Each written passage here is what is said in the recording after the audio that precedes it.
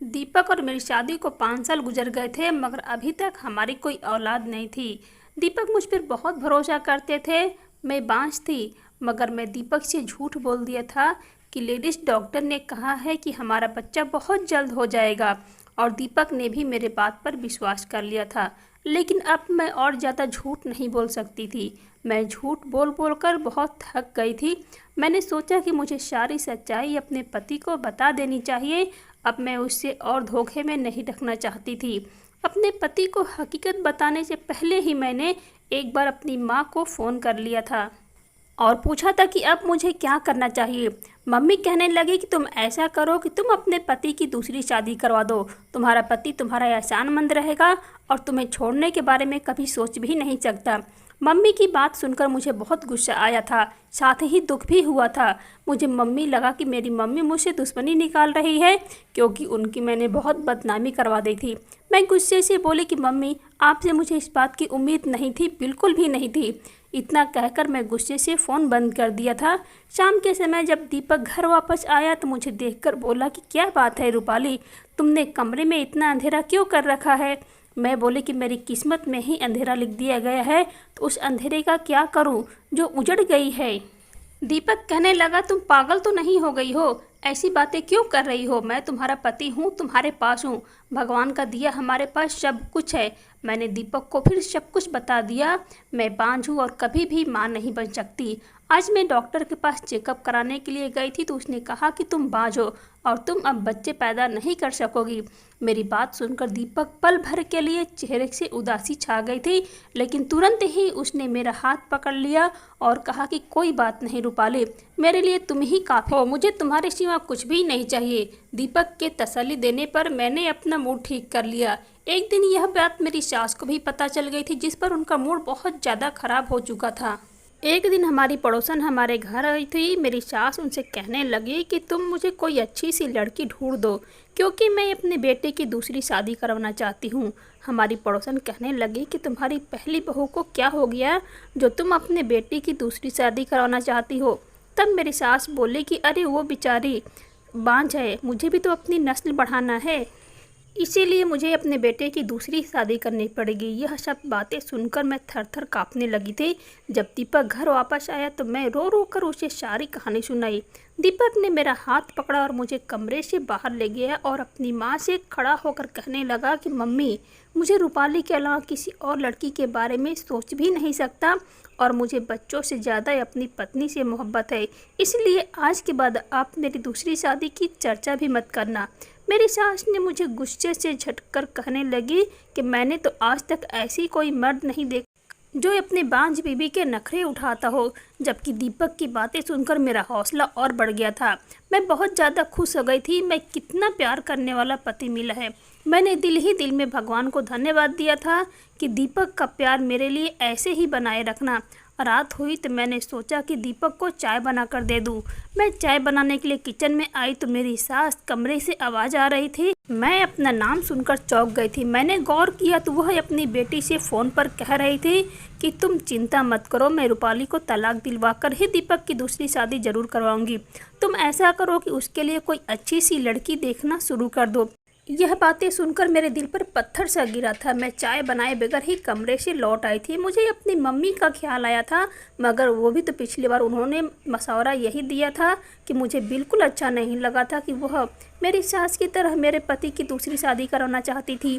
मैंने ना चाहते हुए भी अपनी मम्मी को फ़ोन मिला दिया और मैं रोने लगी थी। मम्मी बोली, रूपाली बेटा, तुम कहाँ गायब हो गई थी, क्या मेरे साथ बातें करना नहीं चाहती। मम्मी की बातें सुनकर तो मुझे तो पता ही नहीं था कि मेरी माँ मेरी खातिर इस तरह से तड़प रही होगी। मैं कहने लगी कि मम्मी, मेरी ज़िंदगी पहले बहुत अच्छी थी, मगर जब से मुझे इस बात का पता चला कि मैं बाझ हूँ, तब से समय समय पर मेरे सर पर तलवार लटकती रहती है। मेरी सास पड़ोसन से कहा करती कि मेरे बेटे के लिए रिश्ता ढूंढो, तो कभी अपनी बेटी से कहती कि इस बार बहू अपनी पसंद की लेकर आऊँगी, तुम अपने भाई के लिए रिश्ता ढूंढो। मम्मी, दीपक बहुत ही अच्छा इंसान है, मेरी खातिर अपनी माँ से लड़ जाता है, मगर आखिर वो है तो एक मर्द, कब तक मुझे अपनी दिल की रानी बना कर रखेगा। एक न एक दिन तो उसे इस बात का एहसास हो ही जाएगा कि उसकी ज़िंदगी में एक बच्चा होना चाहिए और उसे दूसरी शादी कर लेना चाहिए। मम्मी कहने लगी कि मुझे एहसास है कि इस समय तुझ पर क्या बीत रही होगी, इसीलिए तो मैंने तुम्हें उस दिन इस बात को कहा था कि दीपक की शादी तुम अपने हाथों से ही करवा दो। वह अपनी करोड़ों की जायदाद यूं ही छोड़कर तो नहीं जाएगा। जाहिर सी बात है कि बारिश चाहिए होगा, आज नहीं तो कल वह दूसरी शादी के बारे में ज़रूर सोचने लगेगा। अगर तुम्हारे पति ने अपनी मर्जी की शादी कर ली तो फिर सोचो कि तुम्हारा क्या होगा। मेरी मानो तो किसी गरीब घर की लड़की को उसकी शादी करवा दो, वह तुमसे दबकर भी रहेगी और तुम्हारी एहसानमंद भी रहेगी और कभी तुम्हारी जगह हासिल करने की कोशिश भी नहीं करेगी। बच्चा पैदा करेगी तो तुम भी बराबर की माँ की हकदार होगी। मम्मी की बातें सुनकर मुझे लगा था कि वह बिल्कुल ठीक कह रही हैं। मम्मी, आपकी नज़र में कोई लड़की हो गई तो मुझे ज़रूर बताना। मैं सोच लिया था कि दीपक की दूसरी शादी करवाए बगैर मुमकिन नहीं है। हालांकि यह बात मेरे दिल पर किसी कयामत की तरह गुजर रही थी कि मैं खुद ही अपने पति की दूसरी शादी करवा रही थी, लेकिन यह मेरी मजबूरी थी और मुझे दीपक पर विश्वास था कि दीपक का प्यार मेरे लिए कभी भी कम नहीं होगा और इसीलिए घर वालों की चोरी चुप्पे मैं दीपक के लिए लड़की ढूंढने लगी थी। मैं ये गांव में रहने वाली लड़की थी, गांव के चौधरी और सरपंच की इकलौती बेटी थी। मेरे माता पिता भाई मुझ पर जान छिड़कते थे। मेरी ज़िंदगी बहुत ही खूबसूरत थी, मगर मुझे सिर्फ एक बात की कमी थी और वह यह थी कि मेरा रिश्ता मेरे माँ बाप ने बचपन में ही तय कर दिया था और जिस लड़के से मेरा रिश्ता तय कर रखा था उसका नाम मनोज था। उसने आज तक स्कूल की शक्ल भी नहीं देखी थी, जबकि मैंने इंटर पास किया हुआ था। हमारे गांव की लड़की अगर इंटर पास कर ले तो बहुत बड़ी बात मानी जाती थी और जिस लड़के से मेरा रिश्ता तय था उसका नाम मनोज था और उसने आज तक स्कूल की शक्ल नहीं देखी थी, जबकि मैंने इंटर पास किया हुआ था। हमारे गांव की लड़की अगर इंटर पास कर ले तो बहुत बड़ी बात मानी जाती थी और फिर मनोज बहुत ही अजीब किस्म का इंसान था। शिक्षा तो मेरे भाइयों ने भी हासिल नहीं की थी, मगर वह बहुत सुलझे हुए थे। बात करने का ढंग उन्हें आता था। मम्मी ने भाइयों को परवरिश बहुत ही अच्छे तरीके से की थी, लेकिन मनोज को तो अच्छे बुरे की तमीज़ तक नहीं सिखाई गई थी। गांव की हर दूसरी लड़की के साथ उसका चक्कर चलता था। उसकी इन्हीं हरकतों की वजह से मुझे बहुत ही नफरत हो गई थी। मनोज की एक बात जो मुझे बहुत ही बुरी लगती थी कि गांव की हर दूसरी लड़की से चक्कर चलाने के बावजूद मुझसे मोहब्बत के दावे करता था। मुझे रूपाली की जगह राधा कहकर बुलाया करता था। मुझसे कहता कि राधा, मैं तुम्हारे बिना मर जाऊंगा। मैं मनोज से कहती कि तुम्हारे लिए तो गांव की सारी लड़कियां हैं, तो तुम मेरे पीछे क्यों पड़े हो। वह कहता कि कृष्णा तो सिर्फ राधा के होते हैं, बाकी तो सारी गोपियां हैं। एक बार मनोज मेरे लिए गांव के मेले से कांच की चूड़ियां लेकर आया था। मनोज के इन लोफर हरकतों से मुझे गुस्सा आता था। मैंने मनोज से लड़ाई की और चूड़ियों को अपने पैरों नीचे डालकर तोड़ दी थी।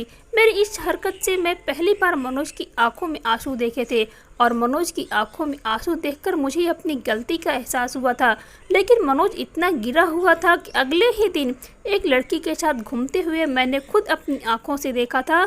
फिर मेरे दिल से उसके लिए थोड़ी बहुत जो हमदर्दी थी वह भी खत्म हो गई थी।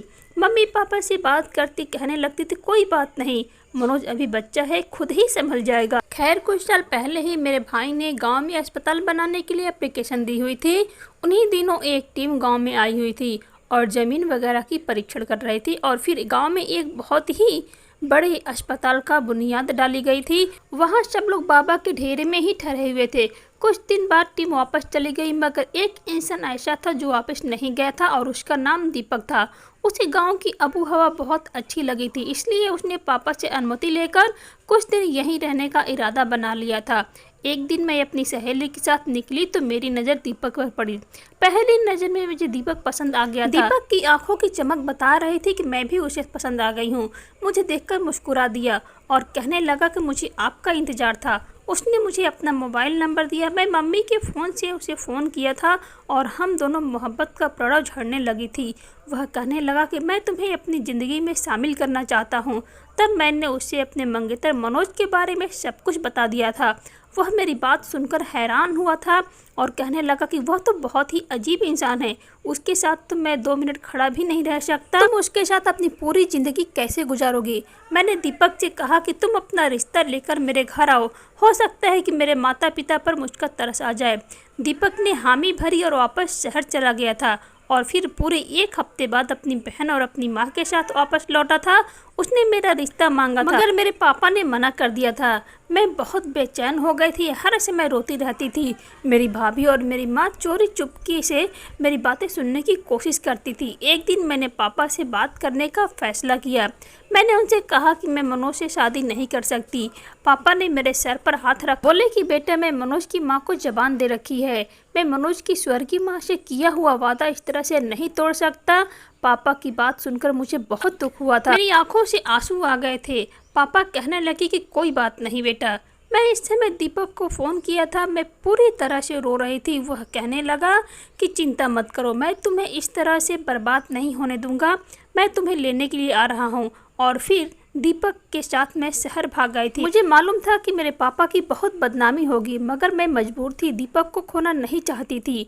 दीपक ने मेरे साथ शादी की और मुझे अपने घर ले आया था, मगर जब दीपक के माँ को पता चला कि दीपक मुझे घर से भगा कर लाया है, बेटा तुम गांव के चौधरी के मुकाबला नहीं कर सकते, मुझे तो डर है कि वह तुम्हें कोई नुकसान न पहुंचा दे। दीपक भी एक करोड़पति बाप का बेटा था, मगर मेरी जरा सास पुराने ख्यालों वाली विचार की मालकिन थी। उन्होंने घर से भागी हुई लड़की को बहू के रूप में स्वीकार नहीं किया। उन्होंने मेरे और दीपक के बीच में फूट डलवाने की हर मुमकिन कोशिश की थी, लेकिन दीपक एक अच्छा पति साबित हुआ था। जिंदगी के हर मोड़ पर उसने मुझे इज्जत दी थी। यह भगवान की कृपा थी कि मेरे पापा और मेरे भाइयों ने मेरा पीछा नहीं किया था, नहीं तो मेरी जिंदगी नरक बन जाती। बच्चा पैदा नहीं कर सकती थी। मुझे यही ख्याल आता था कि मेरे साथ मेरे बाप की बद्दुआ के नतीजा तो नहीं है।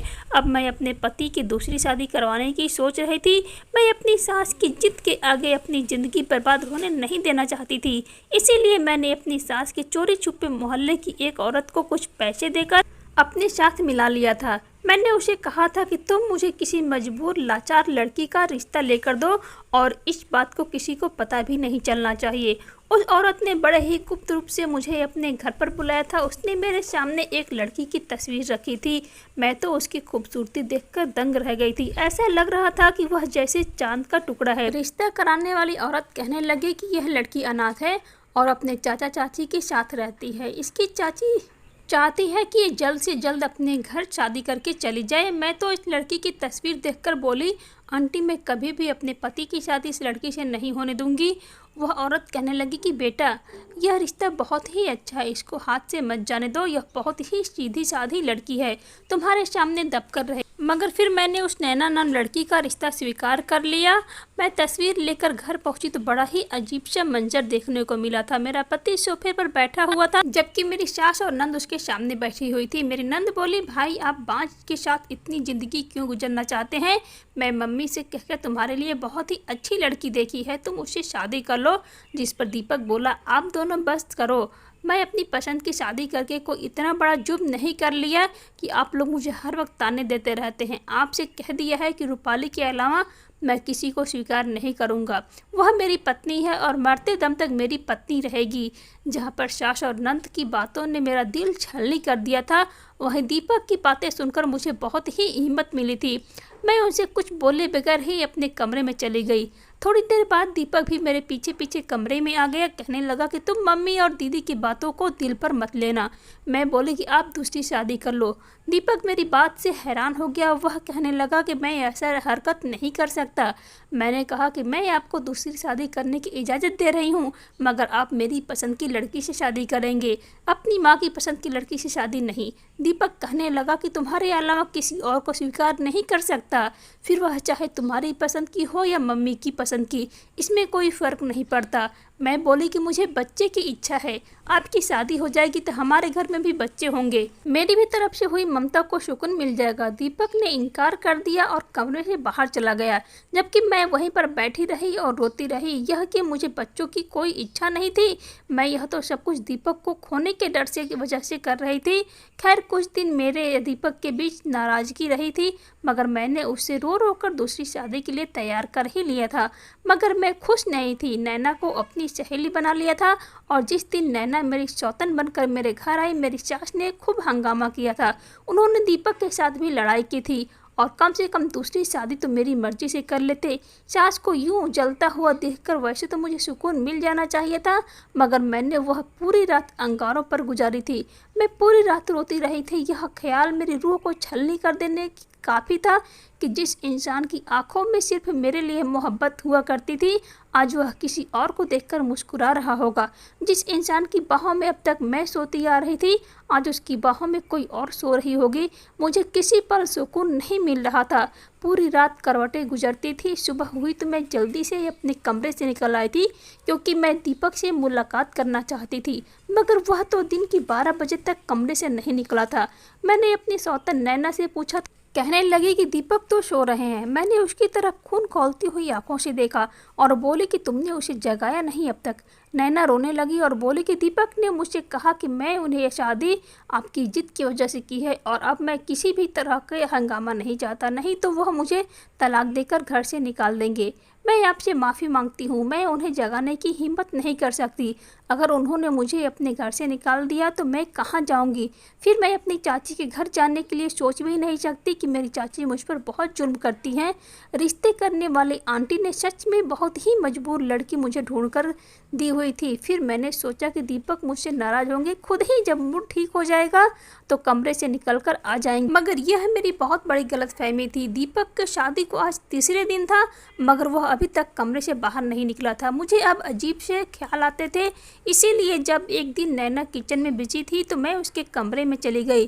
दीपक अपने मोबाइल पर बिजी था और मेरी कदमों की आवाज़ सुनकर बोला कि आ गई मेरी प्यारी नैना। नैना ने दीपक को अपना बना लिया था। मेरी आंखों से आंसू बहने लगे थे, मेरा दिल तड़प उठा था। मैं अपनी सास के कमरे की तरफ बढ़ी, तभी पता चला कि मेरी तो ननद आई हुई थी। मेरी सास अपनी बेटी से कह रही थी कि देखी तुम्हारी माँ कितनी सयानी है। मैंने एक ही हाथ चलाई थी, सांप भी मर गया और लाठी भी नहीं टूटी। रूपाली बेचारी तो यह भी मालूम नहीं कर सकती थी कि उसने अपनी ही पति की शादी जिस लड़की से करवाई है वह मेरी पसंद की लड़की थी। और दीपक भी नैना को पहले ही नज़र पे फिदा हो गया था। यह तो सब उस लालची औरत की वजह से हुआ था जिसने रूपाली को बेवकूफ़ बनाया। यह सब सुनकर तो मेरा दिल फटने लगा था। मेरी सास कहने लगी कि मैं रूपाली को खाने में बच्चा ना होने वाली इतनी गोलियां खिलाई हैं कि अब वह सच में बाज बन चुकी है। यह शब्द थे जो मेरे दिल पर पत्थर की तरह गिरे थे, मेरा शरीर बरस रहे थे। मैं जल्दी से अपने पति के कमरे की तरफ गई ताकि उनको सब कुछ सच बता सकूं। अपनी माँ और अपनी बहन की बातें सुनो, उन्होंने मुझ पर कितना जुल्म किया है। जब मैं दीपक के कमरे की तरफ गई तो वह नैना से कह रहा था कि मैंने जज्बात में आकर बहुत ही गलत फैसला कर लिया था। जब मैं रूपाली को भगाकर यहाँ लाया था तो शादी के कुछ ही समय बाद मुझे अपनी गलती का एहसास होने लगा था, मगर तब तक बहुत देर हो चुकी थी। रूपाली के भाइयों को पता चल गया था कि वह मेरे साथ आई है, इसीलिए वह मुझे फ़ोन पर धमकाते रहते थे कि हमारी बहन भागकर जरूर गई है, मगर अभी तक वह अकेली नहीं है। अगर तुमने हमारी बहन का ख्याल नहीं रखा तो तुम्हारा अंजाम बहुत बुरा होगा। मैं वहाँ रहकर आया था, मुझे पता था कि वह लोग कितने खतरनाक हैं, इसीलिए मैं रूपाली को छोड़ने का सोच भी नहीं सकता था। अब मम्मी ने मोहल्ले की एक औरत के साथ मिलकर मेरी पत्नी को पागल बनाया और उसी के हाथों मेरी शादी तुम्हारे साथ करवा दी। और मेरी जान नैना, तुम भी मुझे पहले ही नज़र में भाग गई हो, जिंदगी भर तुम मेरे साथ ही रहोगी। मैं यह क्या सुन रही थी? यह वही दीपक था जिसकी वजह से मैं खुद को दांव पर लगा दिया था। मैं दबे पांव दीपक के कमरे के अंदर चली गई। वह मुझे अपने सामने देखकर हैरान हो गया था। उसे शायद उम्मीद नहीं थी कि मैं उसका राज इतनी जल्दी जान लूँगी। मैं बोली, दीपक अगर छोड़ना ही था तो यूं ही छोड़ देते, मुझे बाज बनाना ज़रूरी था क्या? किसी इंसान को भगवान की दी हुई सौगात छीन लेना उसका खून कर देने के बराबर होता है। तुम सब ने मिलकर मुझे मेंटल कर दिया है। इतना कहकर मैं उसके कमरे से निकल गई थी। वह मेरे पीछे आया था। मैंने कमरे का दरवाज़ा खटखटा रहा था, मगर मैंने दरवाज़ा नहीं खोला। फिर उसी रात मैं दीपक के घर से उसकी ज़िंदगी से हमेशा के लिए निकल आई थी। मैं अब एक अनाथ आश्रम में रहती हूँ। मैं दीपक से अभी तलाक नहीं ली है क्योंकि अब मुझे किसी भी मर्द पर विश्वास नहीं था, तो फिर तलाक लेने का क्या फ़ायदा।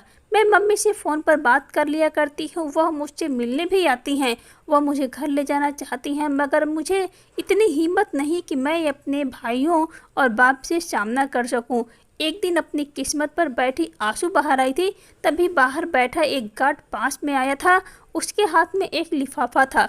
मुझे देते हुए कहने लगा कि मैडम जी, किसी ने देकर गया है। उस लिफाफे पर नज़र पड़ते ही सबसे पहले ख्याल दीपक का आया था और इस ख्याल के साथ ही बेतहाशा नफरत मेरे दिल में उमड़ आई थी। अब तो मुझे दीपक के नाम से ही नफरत हो गई थी। खुद पर हंसी आती कि कभी मैंने दीपक को दिलो जान से चाहा था। मैंने सोचा अभी ये लिफाफा बाहर फेंक दूं और अपने इस ख्याल को पूरा करने के लिए मैं आगे बढ़ी थी, लेकिन फिर सोचा कि दीपक मेरे लिए इतना मेहरबान कब से हो गया है कि वह मुझे कोई गिफ्ट भेजे। वह तो आदमी नैना में खोया हुआ है और जो कुछ उसने उसकी माँ ने मेरे साथ किया है, उसके बाद तो मैं दीपक को किसी भी बात की उम्मीद नहीं कर सकती थी। कुछ सोचकर मैंने वह लिफाफा उस कार्ड से ले लिया था और अंदर अपने कमरे में बैठकर लिफाफा खोला तो मेरी सांस ऊपर की ऊपर और नीचे की नीचे रह गई थी, क्योंकि उसमें वही रंग बिरंगी कांच की चूड़ियाँ थी जो कभी मनोज ने मुझे दी थी। उन चूड़ियों को देखते ही मनोज का चेहरा मेरे आंखों के सामने पूरा घूम गया था। हो ना हो ये चूड़ियाँ मुझे मनोज भेजी थी। मैं फ़ौरन दरवाजे की तरफ भागी थी और गार्ड से पूछा कि यह चूड़ियाँ तुम्हें किसने दी। उसने बताया जिस आदमी ने यह चूड़ियाँ दी वह कब का जा चुका है, लेकिन साथ ही उस आदमी ने कहा था कि अगर रूपाली मैडम जी चूड़ियों को तोड़ दे तो तुम इन कांच के चूड़ियों के टुकड़ों को संभाल कर रख लेना और मुझे दे देना। यह टूटी हुई कांच की चूड़ियाँ मेरे लिए पूरी जिंदगी की पूंजी है। मनोज अचानक ही मेरे लब फड़फड़ाए, मेरी आंखों से बेइंतहा आंसू बह रहे थे। लोफर और लापरवाह मनोज का चेहरा मेरी आंखों के सामने घूमने लगा था। क्या मनोज को मैं अब भी याद थी? क्या मनोज अभी भी मुझसे मोहब्बत करता था? लेकिन मैं अब किसी पर विश्वास नहीं कर सकती थी। मैं कांच की चूड़ियों को हाथ में लिए वापस कमरे में आ गई थी और अगले ही दिन जब मुझसे माँ मिलने आई तो मैंने मनोज के बारे में पूछा था और मनोज के बारे में जो कहानी मुझे मेरी माँ ने सुनाई थी उसे सुनकर मेरा दिल तड़प उठा था। मेरी माँ ने बताया कि जिस दिन तुम दीपक के साथ घर से भाग गई थी उस दिन मनोज बहुत रोया था। उसकी चीखों की आवाज से पूरा गांव अपना दिल थाम कर रह गया था। वह राधा राधा पुकार रहा था। मुझे याद है कि मनोज मुझे राधा ही तो पुकारता था। माँ ने बताया कि तुम्हारे जाने के बाद वह एकदम बदल गया था। उसने अपनी बाप की सारी ज़मीनों को बेचकर गांव में एक स्कूल खुलवाया था। उसे लगता था कि तुम उसे अनपढ़ होने की वजह से छोड़कर गई हो। स्कूल में टीचर रहकर उसने गांव के बच्चों को फ्री में पढ़ाना शुरू कर दिया था। साथ ही साथ शहर में अपना एक बिजनेस भी खड़ा किया था जो धीरे धीरे तरक्की करता गया और अब भगवान की कृपा से मनोज के पास पैसे की कमी नहीं है, लेकिन जितना ही उसके पास पैसा आता है उतना ही वो गरीबों को दान कर देता है। वह कहता है कि मैं इतने सारे पैसों को अपने पास रखकर क्या करूँगा जब मेरी राधा ही मेरे पास नहीं है। ना हंसता है ना बोलता है, बस चुपचाप अपने आप में खोया रहता है। जब तुम्हारे पापा और मैं उसे देखते हैं तो हमें बहुत एहसास होता है कि उसके इस हालत के जिम्मेदार हमारी अपनी बेटी है। मनोज के बारे में यह सब सुनकर मेरी आंखों से आंसू बह रहे थे। मैं जल्द से जल्द मनोज से मिलना चाहती थी। पता नहीं क्यों मेरा दिल मनोज से मिलने के लिए मचल रहा था। मैंने मम्मी से कहा कि मम्मी मैं मनोज से एक बार मिलना चाहती हूँ। मेरी बात सुनकर मेरी माँ की आंखों में चमक आ गई थी। कहने लगी कि रूपाली, अगर तुम चाहो तो मनोज के साथ अपनी नई जिंदगी की शुरुआत कर सकती हो। वह अभी तुम्हारे इंतजार में है। लेकिन मैं अब कहाँ मनोज के काबिल थी। मैं तो एक बांझ औरत थी और एक शादीशुदा औरत थी। लेकिन एक बार मैं मनोज से मिलकर उससे माफ़ी मांगना चाहती थी जो मैं उसकी मोहब्बत को पहचान न पाई थी और दीपक को हीरा समझकर पत्थर पर सर फोड़ बैठी थी। मैं मम्मी के साथ मनोज के घर पहुंच गई थी। उस समय मनोज अपने घर पर नहीं था। नौकर मुझे बाहर हॉल में बिठा दिया था। मम्मी और मुझे बैठे काफ़ी देर हो गए थे। मैं नौकर से पूछकर मनोज के कमरे में चली गई थी। इतनी साफ सुथरा कमरा था, ऐसा लग रहा था कि किसी बहुत ही पढ़े लिखे इंसान का कमरा है। और फिर अचानक मेरी नज़र एक ऐसी चीज़ पर पड़ी, वह दिन में थाम कर मैं बैठ गई थी। सामने ही दीवार पर लगी शीशे की फ्रेम, उन कांच की टूटी हुई चूड़ियों के टुकड़े से राधा लिखा हुआ था, जिसका मतलब मनोज मुझे उस समय इतनी मोहब्बत करता था और मैं उसकी मोहब्बत को पहचान ना पाई थी। मनोज ने जब मुझे पहली बार चूड़ियाँ गिफ्ट की थी तो मैंने उन्हें अपने पैरों से कुचलकर तोड़ दिया था। मनोज उन चूड़ियों के टुकड़े को संभाल कर रखा हुआ था और आज उन्हें संभाल कर रखे हुए मेरी आंखों में आंसू बह रहे थे और पता नहीं चला कि मनोज कब मेरे पीछे आकर खड़ा हो गया था। और जब उसने राधा कहकर पुकारा तो मैं अचानक ही पलटी थी।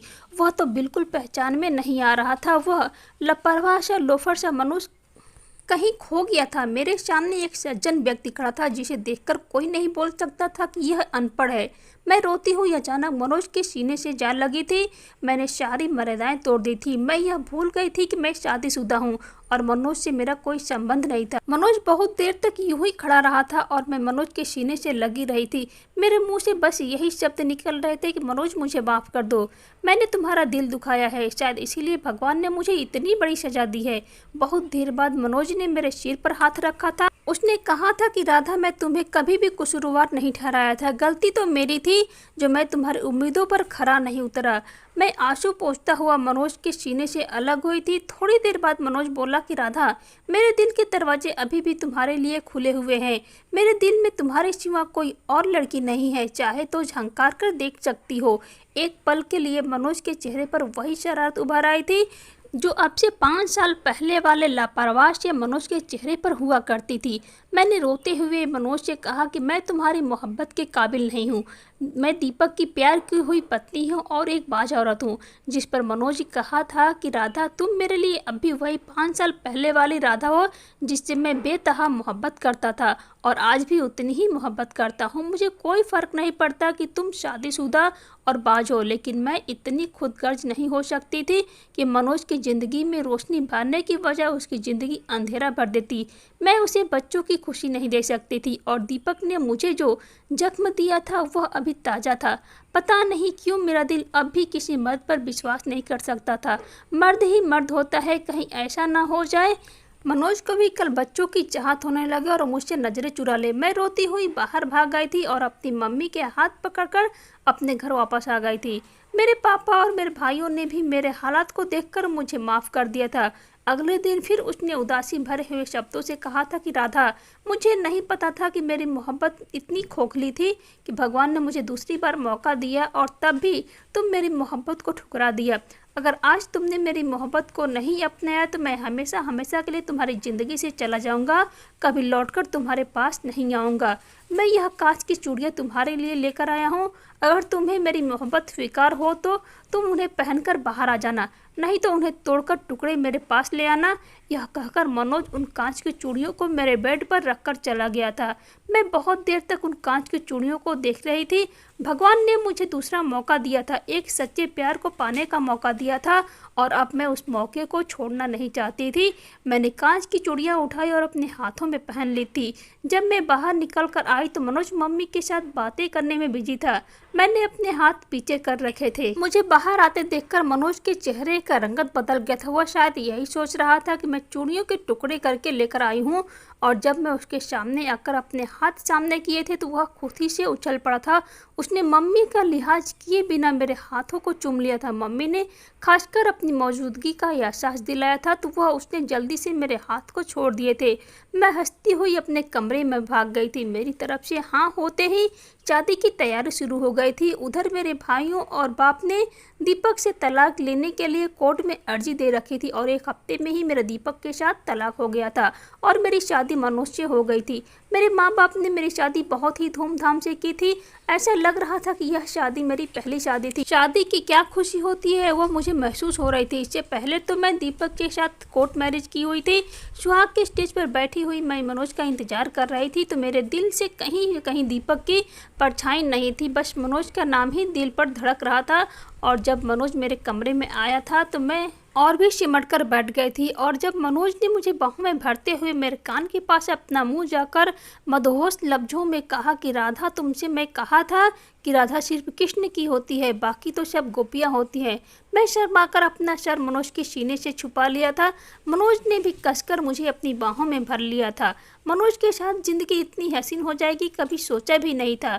मनोज की मोहब्बत के साए में 1 साल गुजर चुका था। मैं मनोज को अपनी और दीपक की सारी कहानी सुना दी थी। मनोज ने मेरा इलाज कराना शुरू कर दिया था और डॉक्टर ने उम्मीद दिलाई थी कि इलाज के बाद मैं मां बन सकती हूं। और एक दिन मार्केट में शॉपिंग करते हुए मेरी मुलाकात दीपक से हुई थी, लेकिन दीपक के चेहरे पर जरा भी रौनक नहीं थी। मुझे देखते ही वह मेरे पास आया, मुझसे हाथ जोड़कर माफ़ी मांगी थी और कहने लगा, रूपाली, मैं और मेरी माँ ने तुम्हारे साथ जो भी किया था उसकी सज़ा भगवान ने मुझे दे दी है। मेरी माँ पैरालाइज हो गई है। मेरी माँ को पोता खिलाने का बहुत जल्दी था और जब शादी के 1 साल बाद भी नैना प्रेग्नेंट नहीं हुई तो मैं और नैना ने अपने टेस्ट करवाए थे तो नैना की रिपोर्ट नॉर्मल थी, लेकिन मेरी रिपोर्ट में आया था कि मैं कभी बाप नहीं बन सकता। अब नैना दिन रात मुझे बांझ होने के ताने देते रहती है। रूपाली, मुझे तुम्हारी मोहब्बत बहुत याद आती है, लेकिन अब कुछ नहीं कर सकता। तुम मेरी ज़िंदगी से जा चुकी हो, लेकिन बस एक काम कर सकता हूँ कि तुमसे हाथ जोड़कर माफ़ी मांग सकता हूँ। अगर तुम मुझे माफ़ कर सकती हो तो प्लीज़ ज़रूर कर देना। हो सकता है कि तुम्हारे माफ़ करने से मेरी ज़िंदगी में आए हुए दुख थोड़े कम हो जाए। और मैंने मनोज की तरफ देखते हुए दीपक से कहा था कि दीपक, मैं तुम्हें माफ़ कर दिया है। जब भगवान ने तुम्हें तुम्हारे किए की सज़ा दे दिया है तो फिर भला मैं कौन होती हूँ तुम्हें सज़ा देने वाली। और इतना कहकर मैं आगे बढ़ गई थी। दीपक हारे हुए बाजी की तरह मुझे देखता रहा था और मैं मनोज के हाथ में हाथ डालकर आगे बढ़ती जा रही थी, जहाँ ज़िंदगी मेरे लिए खुशियाँ ही खुशियाँ थी। दोस्तों, मैं आशा करती हूँ कि आपको यह कहानी पसंद आई होगी। अगर आपको यह कहानी थोड़ी भी पसंद आई हो तो प्लीज़ हमारे चैनल को सब्सक्राइब कीजिए, लाइक कीजिए और इस कहानी को ज़्यादा से ज़्यादा शेयर कीजिए।